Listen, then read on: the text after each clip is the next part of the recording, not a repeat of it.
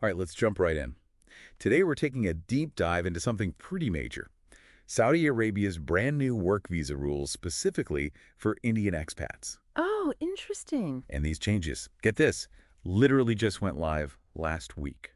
Wow, really? Yeah, January 14th, 2025, to be exact. So hot off the press. Exactly. Okay. So if you're Indian and maybe thinking about working in Saudi Arabia, or even if you just like to keep up with global workforce trends, well, this deep dive is for you. Definitely. We're looking at a report called, let me see here. Yeah. New work visa regulations for Indian expats in Saudi Arabia. Oh, okay. And some of these changes are huge especially when it comes to, like, visa fees. I bet. Like, what kind of changes are we talking? What's caught your eye? Well, one thing that really jumped out at me is this whole pre-verification thing. Oh, yeah, that is interesting. Before you even apply, you now need to get your qualifications, like, vetted. Huh. I can see how that could be a big deal. Yeah, it's a pretty big shift. To me, what's fascinating is how this ties into Saudi Arabia's Vision 2030, that whole plan of theirs to kind of move beyond oil. Right. Diversify their economy. Exactly. And attracting skilled professionals from around the world is a huge part of that. So it's strategic, basically. Yeah, absolutely. Okay. And India, well, they've got this massive talent pool, so it's kind of a natural fit. Okay, yeah, I get that. But why the sudden change? It seems like they're really aiming for a higher caliber workforce now. Like raising the bar. Exactly. And this pre-verification thing, that's a big part of it. So before you even apply, Indian professionals need to get their qualifications, checked off. How does that even work? Basically, yeah. It's this whole process where they have to get their degrees, their experience, all of that vetted by some kind of agency, I imagine. Wow. It's meant to, I think, weed out anyone who might not, actually have the skills they claim to have. So ensuring quality. Right. But it could also create a lot of bureaucratic delays, I can see that. And it might even end up excluding some genuinely skilled workers who just, I don't know, maybe they don't have the resources to navigate this whole complicated system. That's a really good point. Yeah, it's like it creates this sort of high stakes filter, Right, where the people who can afford the extra time and money, they're the ones who are more likely to make it through. Exactly. Interesting. Definitely something to think about. The report also mentioned something about stricter certification processes for certain professions. Oh, right. Yeah. Any ideas which ones they might be targeting? They didn't get into specifics, but my guess would be fields that are super crucial for that Vision 2030 thing we were talking about. Okay, so like... Tech, probably, healthcare, renewable energy, that kind of thing. So if you're an Indian engineer or a doctor with your sights set on Saudi Arabia... You better be ready for some extra hoops to jump through. Exactly. Speaking of hoops to jump through, let's talk about those visa fees. Oh, yeah, that was the other big thing that stood out to me. The report made it sound like they were pretty steep. Steep. They're practically a mountain. Let me find the exact numbers here. Oh, yeah, please. Okay, so get this. A single entry work visa. That's now 2,000 Saudi riyals, which works out to about 43,800 Indian rupees. Right. And a multiple entry visa. That'll set you back 3,000 riyals, or roughly 65,700 rupees. Oh, wow. So that's outright. And for a one-year visa, brace yourself, 5,000 riyals, which is close to, about 109,500 rupees. That's a serious investment just to get your foot in the door. It is. So anyone thinking about making the move, they really need to, do a cost-benefit analysis. Right, weigh their options. Exactly. Factor in those visa fees, the cost of living in Saudi Arabia, and then compare that to their potential salary. Yeah. Is it actually worth it? Especially with all these other changes, too. What was it? The ICMA? The Iqama, right. The residency permit. Yeah, that has a bunch of new rules, too, right? Oh, yeah, big time. Okay, so let's break that down. What's going on with the ICMA now? Well, one big change is with exit and re-entry visas. Okay. Before, you could basically just extend those indefinitely, without even leaving Saudi Arabia. So you could really settle in, build a life there. Exactly. But now there's a limit on how many times you can extend those visas without actually physically leaving the country. Wow, imagine that. You uproot your whole life, settle in Saudi Arabia, and then you have to keep leaving periodically. It's disruptive, not to mention expensive with all the travel back and forth. Exactly. Yeah, definitely a big change for anyone who's used to the old system. What about renewing the ICMA itself? Has that changed? The process is still pretty much the same, but there's a lot of talk now about tying those renewals to performance. The performance. So it's not just about the paperwork anymore. Seems like it. Like your job performance, your salary level, even your overall contribution to the Saudi economy, all that could come into play when they decide whether or not to renew your ICMA. That's a game changer. It is. It's like you're constantly being evaluated, having to prove you're valuable enough to stay there. Yeah, I can see the logic from Saudi Arabia's side, but it also puts a ton of pressure on the individual. Oh, absolutely. It raises a lot of questions, too. Like, how are they going to measure all this performance stuff? Will it be a fair process, transparent? And what about the people who might be struggling, to meet those standards? Will there be any support for them? Yeah, yeah, it sounds like there are still a lot of unknowns. Definitely. For someone who's thinking about making the move, this is like a whole other layer of complexity to consider. It is. I mean, the main takeaway here is do your research, understand the risks, the challenges, and make sure you've got a solid plan. Solid advice. Thanks. I try. Okay, so we've covered pre-verifications, certifications, visa fees, these ICWSMA changes. It's clear that these new regulations are a big, big deal for Indian professionals. No doubt about it. But let's zoom out for a sec and think about the bigger picture. How do these changes impact the relationship between India and Saudi Arabia? It's a delicate situation for sure. Yeah. I mean, both countries have this long history of cooperation, strong economic ties, but these new rules, well, they could create some friction. In what way? Well, think about it. India has millions of its citizens working in Saudi Arabia, Yeah. and they send tons of money back home, remittances, which contributes significantly to the Indian economy. Right, it's a huge part of their economy. Exactly. So if these new rules make it harder for Indians to work in Saudi Arabia, well, those ripple effects could be felt all the way back in India. That's a really good point. It's not just about individuals. It's about, like, the economic interdependence of these two countries. It is. And then there's the question of how these changes will be perceived in India. Right, like, will people see them as discriminatory? Unfair? Exactly. Could spark a whole political debate. Yeah, wow, it's almost like a diplomatic tightrope walk. It is. Trying to balance economic interests with political sensitivities. It'll be interesting to see how this all plays out. For sure. Okay, so we've thrown a lot of information at you, but let's make this practical. Okay. Imagine you're an Indian professional, and you're thinking about working in Saudi Arabia. What are the key takeaways you should be thinking about? Well, first off, don't panic. Change can be scary, but it also means new opportunities. Right. The key is to be informed and strategic. Okay, so stay calm, stay informed. What else? Do your homework. Understand the specific requirements for your profession. Right.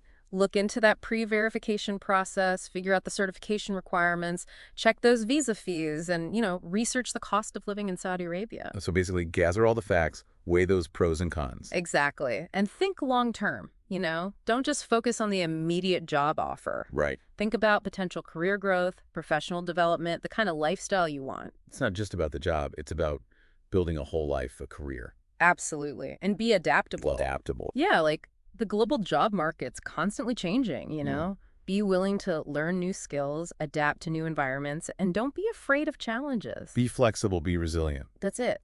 And, don't be afraid to ask for help.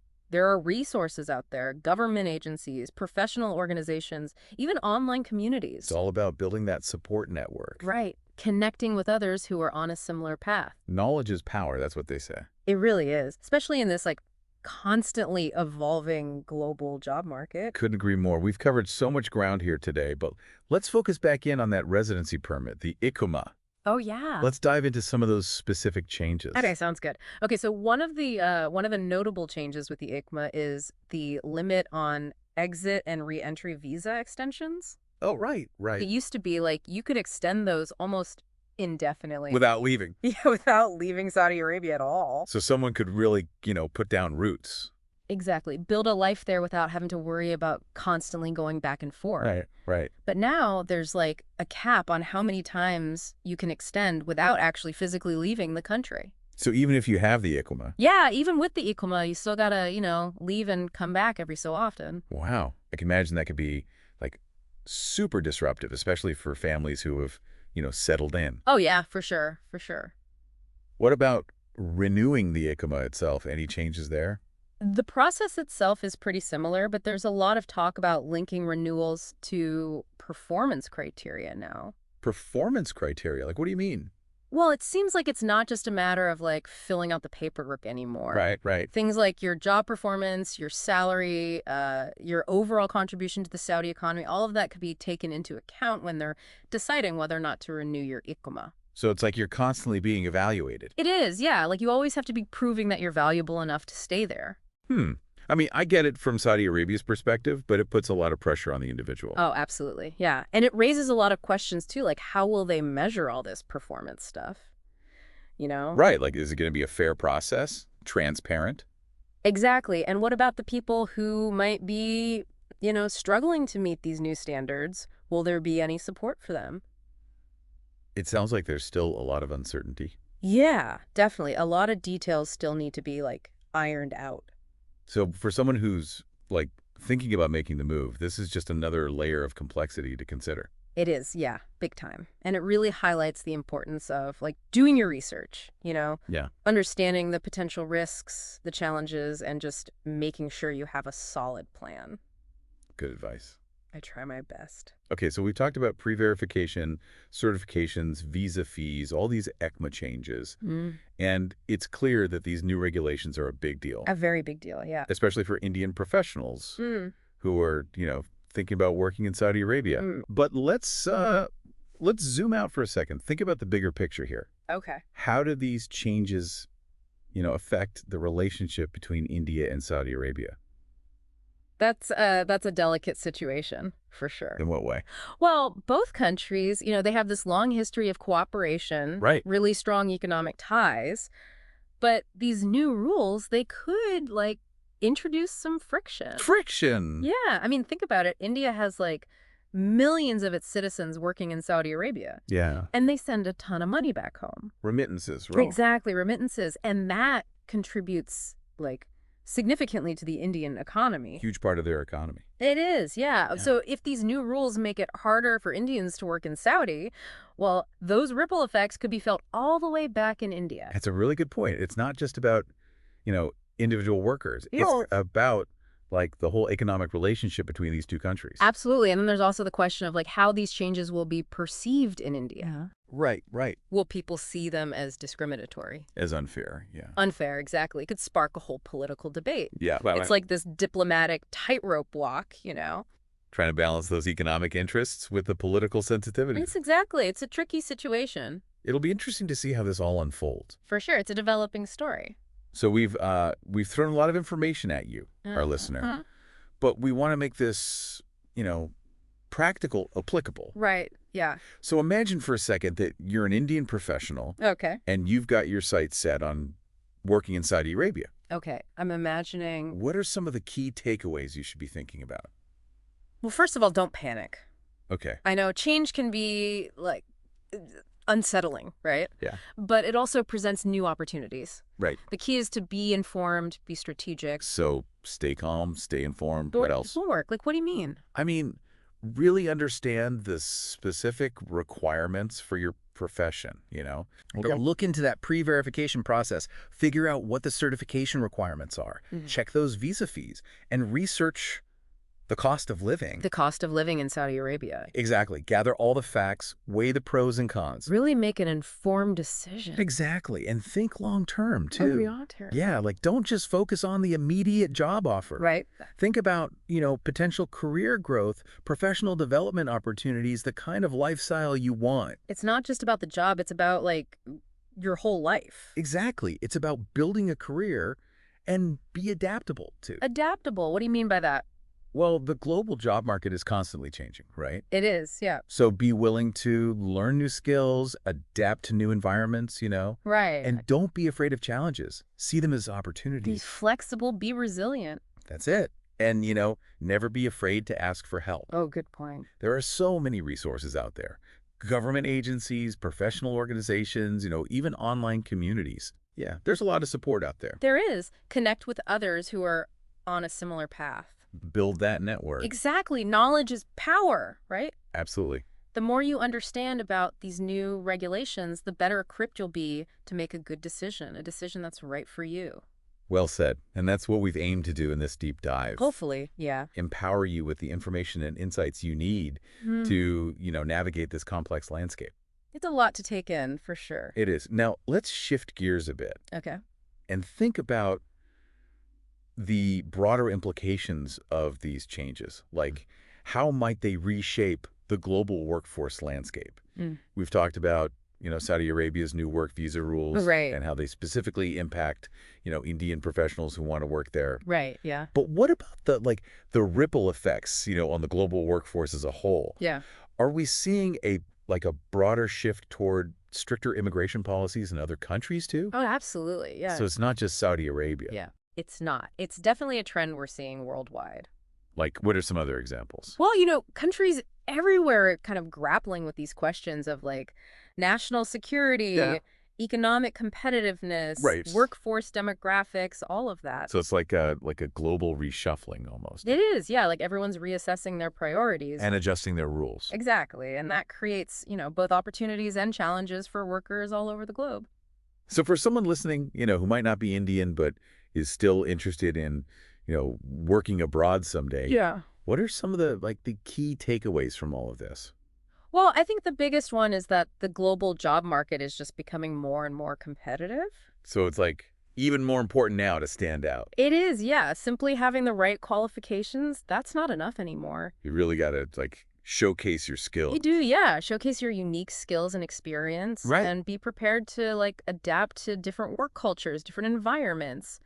So it's about being proactive, strategic. Absolutely. Maybe even a little bit entrepreneurial in how you, approach your career. Yeah, I like that entrepreneurial. It's about taking ownership. Taking ownership, yeah. And it's also about, staying informed about global trends. Right, doing your research. Doing your research, exactly. And researching those specific regulations for the countries that you're interested in. Right, right. And just, constantly developing your skills. So you can stay ahead of the curve. Exactly. This deep dive has really highlighted how important knowledge is. It really has, yeah. And awareness, not just about specific rules, but the bigger picture. The forces that are shaping the global workforce. Yeah, exactly. And it also underscores the need for adaptability and resilience. Be ready for anything. Be ready for anything. The rules are changing. The competition's fierce. And the only way to thrive is to, embrace lifelong learning. Lifelong learning, yeah. And be willing to, pivot when you need to. Exactly. Be flexible. Be open to new possibilities. It's like the old playbook for a successful career is being rewritten right in front of us. It is. It's an exciting time, but it can also be a little daunting, right? Yeah, definitely. But the thing is, there are new pathways to success now. New opportunities. New opportunities, exactly. New ways to define what a fulfilling and impactful career even means. So it's about, taking ownership of your own journey. It is. Being informed, being adaptable, and, not being afraid to take some risks. A calculated risk, yeah. Calculated risk, exactly. I think that's a message that resonates with everyone, no matter what your nationality is, what your profession is. We've covered so much in this deep dive. We have, yeah. From, pre-verification to IQWAMA renewals, visa fees, global workforce trends.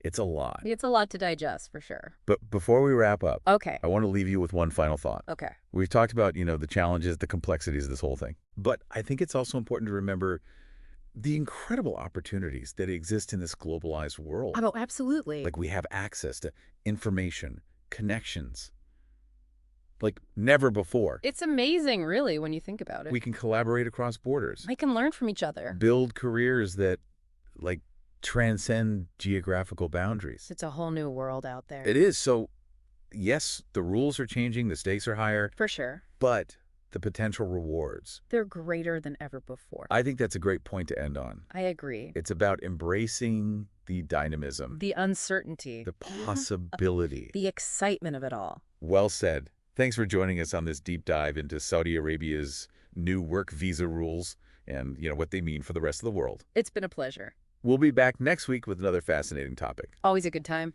Until then, keep exploring, keep learning, and keep diving deep.